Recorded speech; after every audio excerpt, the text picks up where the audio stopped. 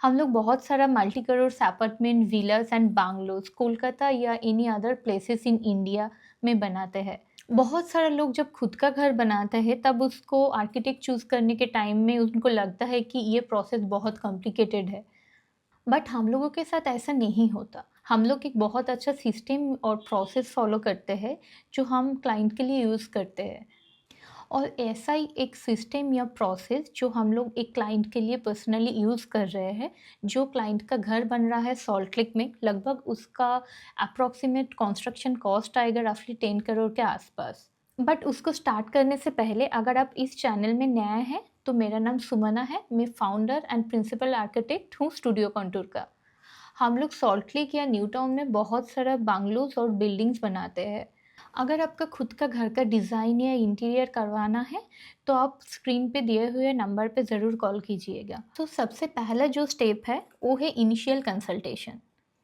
Initial consultation में जब client आपके पास आएगा, तो क्लाइंट के साथ आपका एक नॉर्मल सा बातचीत होगा। क्लाइंट को क्या रिक्वायरमेंट है, क्लाइंट का बिल्डिंग किधर है, कौन सा लोकेशन में वो बनाना चाहते हैं। ये सब जो पहला प्रोसेस है, इनिशियल डिस्कशन में वो आपके साथ बात करेगा। सेकेंडली आएगा उसका एग्जैक्ट रिक्वायरमेंट क्या होगा। सो इनिशियल कंसल्टेशन के टाइम में हम लोग उसके साथ उसका रिक्वायरमेंट पूछेंगे। तो उनको कितना नंबर्स ऑफ बेडरूम चाहिए, कितना गेस्ट रूम चाहिए, पार्किंग में उसका कितना नंबर्स ऑफ पार्किंग चाहिए, उसके साथ-साथ उसका केयरटेकर रूम्स, उसका बिल्डिंग मॉडर्न में होगा या उसका बिल्डिंग गॉथिक स्टाइल में बनेगा। ये सब कुछ इनिशियली हम लोग कंसल्ट करेंगे उसके रिक्वायरमेंट के साथ-साथ। देन हम लोग आएँगे उसका कॉस्ट एस्टिमेशन में। जैसे अगर उसको G+3 बंगलोज़ बनाना है, तो उसका कितना कॉस्ट आ सकता है, या उसका अगर G+4 बनाना है, उसको कंस्ट्रक्शन के टाइम में कितना बिल्डिंग को हम कॉस्ट पे इफ़ेक्टिव बना सकते हैं, कितना कॉस्ट लग सकता है, ये सब कुछ को लेकर के एक इनिशियल डिस्कशन होगा। सो इसके बाद हम लोग आएँगे क्लाइंट के साथ मीटिंग, फर्स्ट मीटिंग हो जाने के बाद, उसके फर्स्ट मीटिंग होने के बाद हम लोग आएँगे स्टेप 2 में। ये कॉस्ट एस्टिमेशन के टाइम में हम लोगों का फ़ीस के बारे में भी डिस्कस करेंगे कि हम लोगों का फ़ीस क्या होगा, चार्जेस क्या होगा, उसका पेमेंट का प्रोसीड्यूर क्या होगा, इस सब कुछ को लेकर के। फिर हम लोग इसके बाद आएगा स्टेप 2 में।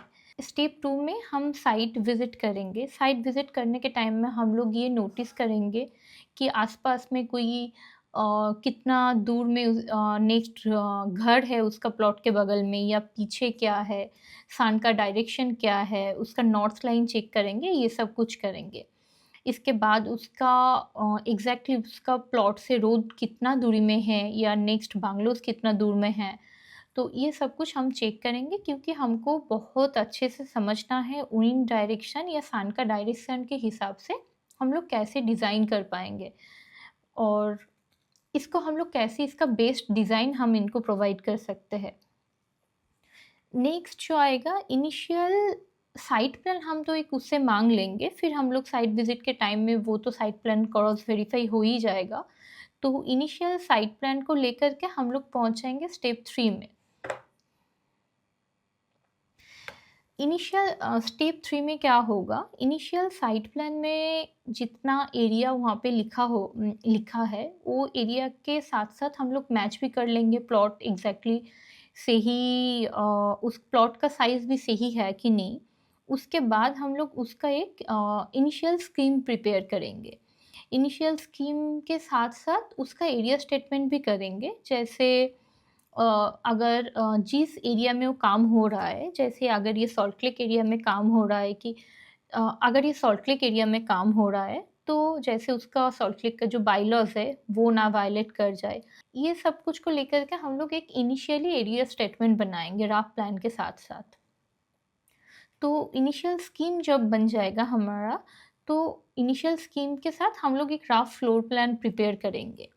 जब हम लोगों का एक बेसिक रफ़ फ्लोर प्लान बन जाएगा, तब हम लोग जाएँगे स्टेप 4 में। स्टेप 4 में क्या होगा, ये जो हमने ला रफ़ फ्लोर प्लान बनाया, सब कुछ को मेंटेन करके, जैसे विंड फ्लो, एयर डायरेक्शन, उसके साथ-साथ वास्तु को भी हम लोग बहुत मेंटेन करते हैं। तो ये वास्तु सब कुछ मिला के हम लोगों का जब फ्लोर प्लान फाइनल हो जाएगा, ये फ्लोर प्लान के साथ-साथ हम लोग क्या करेंगे, इसका फर्नीचर लेआउट करेंगे। बहुत इम्पोर्टेंट पार्ट है फर्नीचर लेआउट करने के टाइम में कि आपका विंड कौन-सा डायरेक्शन में आ रहा है, आपका हेडबोर्ड का डायरेक्शन क्या होना चाहिए। जब आप किचन डिज़ाइन करेंगे, तो किचन के टाइम में किचन का जो मेन चूल्हा है, वो किस डायरेक्शन में हम उस चूल्हा को बैठाएँगे, ये सब कुछ हम लोगों को फर्नीचर के टाइम में डिसाइड कर लेना पड़ेगा। और बहुत इम्पोर्टेंट ये बात है, जब हम लोग फर्नीचर को डिसाइड करेंगे, उसके साथ-साथ हम लोगों को विंडो का पोज़ीशन भी सिलेक्ट करना पड़ेगा। अगर जिस वॉल में हेडबोर्ड है हम लोगों का, हम कोशिश करेंगे एकदम हेड के पीछे विंडो ना देने का। ऐसा जो छोटा-छोटा टिप्स है, ये हम फर्नीचर लेआउट करने के टाइम में पूरा इसको मेंटेन करेंगे विथ विंड पोजीशन, विंडो का डायरेक्शन एंड वास्तु मेंटेन करके। जब हम लोगों का फर्नीचर लेआउट पूरा फिक्स हो जाएगा, तब हम इसको रेंडर करके हम नेक्स्ट मीटिंग करेंगे क्लाइंट के साथ। तो क्लाइंट के साथ जब हम लोग नेक्स्ट मीटिंग करेंगे, तो क्लाइंट्स को हम लोग प्रॉपर्ली एक्सप्लेन करेंगे कि कहाँ पे कौन-सा डायरेक्शन में क्या है, अब उनका एंट्री किस साइड से है, उसका मास्टर बेडरूम क्या है। एक्चुअली उनका पूरा रिक्वायरमेंट के हिसाब से हम लोगों ने जो फ्लोर प्लान बनाया, वो फ्लोर प्लान को हम लोग पूरा एक्सप्लेन करेंगे। अगर उनका कुछ आउटपुट है उसके अंदर, तो हम उस आउटपुट को पूरा रिवाइज़ करेंगे कि उनको क्या पसंद है, क्या नहीं पसंद है, एक फ्लोर प्लान देने के बाद। तो फिर हम लोग वो मीटिंग करने के बाद क्या करेंगे, उसको फिर से रिवाइज़ करेंगे। तो फिर रिवाइज़ हो जाने के 5-6 दिन या जितना भी टाइम ड्यूरेशन लगेगा हम लोगों को, वो टाइम ड्यूरेशन के बाद फिर से एक मीटिंग फिक्स होगा। तो सेकंड टाइम जब मीटिंग फिक्स होगा, तो टेंटेटिवली 90 टू 95% प्लान हम लोगों का दैट टाइम पूरा फ्रीज़ हो जाएगा। ये प्लान जब फ्रीज़ हो जाएगा, इसके बाद हम लोग नेक्स्ट स्टेप में आएँगे। नेक्स्ट स्टेप क्या है? नेक्स्ट स्टेप में हम लोग इसका एक्सटीरियर का डिज़ाइन करने वाले हैं। ये बिल्डिंग का एक्सटीरियर डिज़ाइन क्या है, कौन-सा मटेरियल यूज़ कर रहे हैं, ये हम लोग पूरा 3D में इसको 3D में इसका जो लुक है, पूरा 3D में हम बनाएँगे कि कहाँ पे हम कौन-सा मटेरियल यूज़ कर रहे हैं, क्या कलर यूज़ कर रहे हैं, बाहर का कलर डार्क हो रहा है या लाइट हो रहा है, या बाहर में हम लोग कभी-कभी टाइल्स भी यूज़ करते हैं। तो ये पूरा चीज़ हम 3D में कन्वर्ट करके क्लाइंट को प्रेज़ेंट करेंगे। ये 3D का भी हम लोग 1-2 ऑप्शन तैयार करेंगे क्लाइंट के साथ डिस्कस करने के टाइम पे।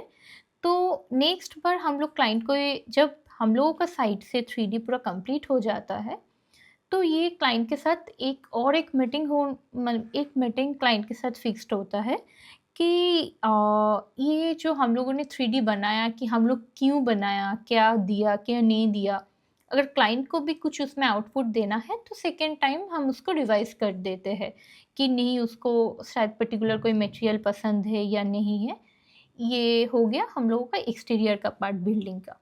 जब एक्सटीरियर ख़त्म हो जाएगा, या एक्सटीरियर बनाने के टाइम पे आप बोल सकते हैं, हम लोग नेक्स्ट स्टेप में आते हैं, स्टेप नंबर 6।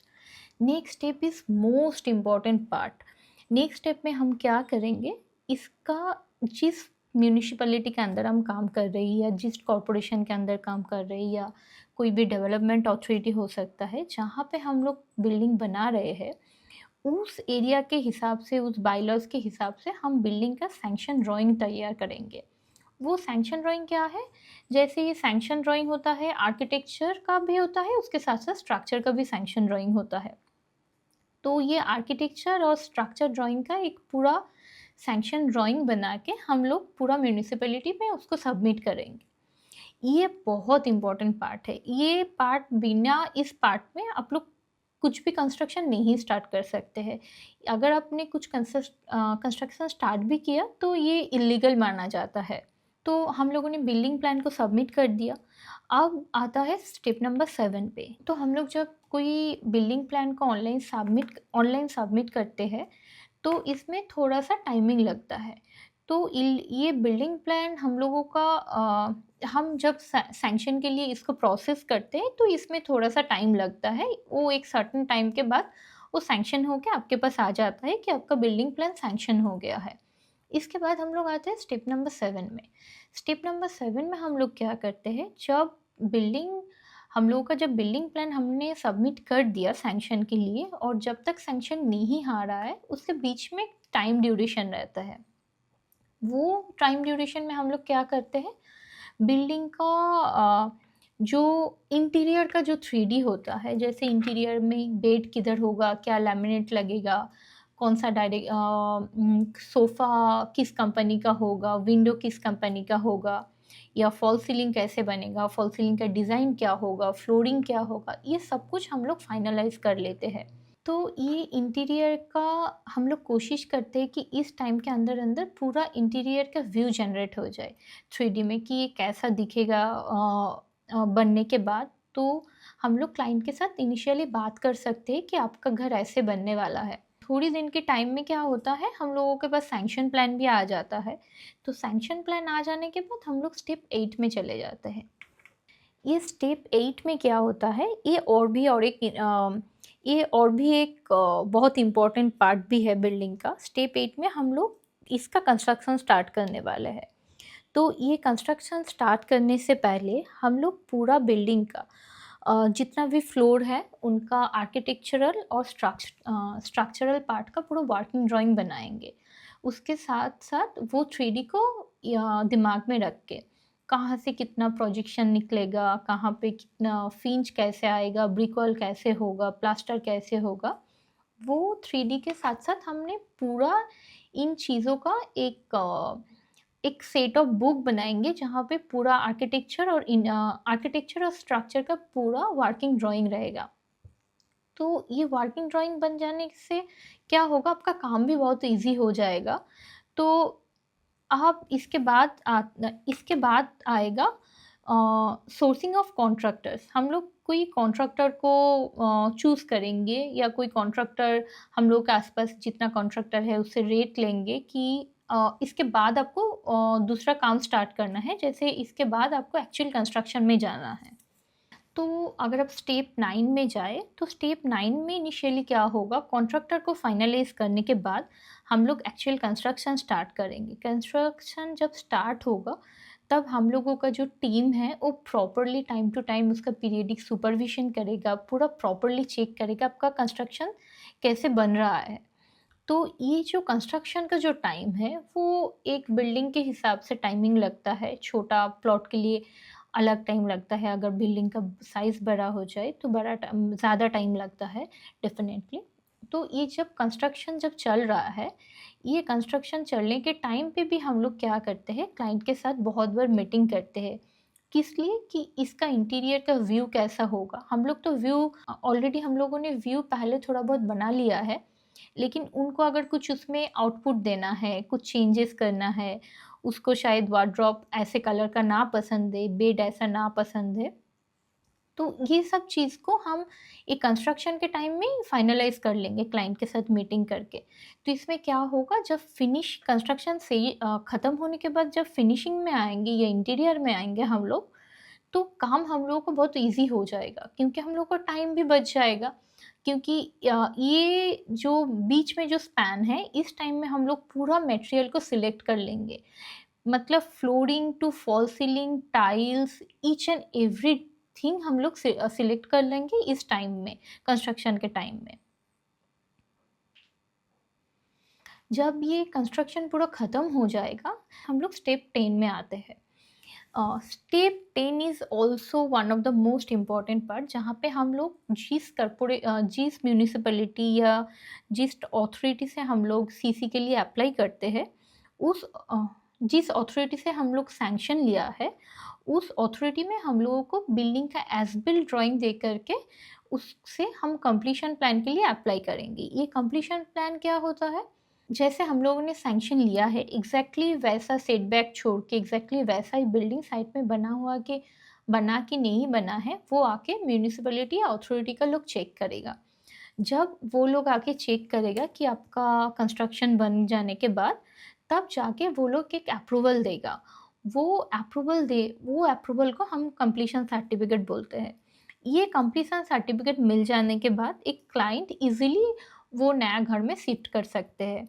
तो ये हो गया एक पूरा पर्टिकुलर सिस्टमैटिक प्रोसेस, जो हम लोग इस क्लाइंट के लिए, पर्टिकुलरली सॉल्ट क्लिक वाला क्लाइंट के लिए हम लोगों ने यूज़ किया है।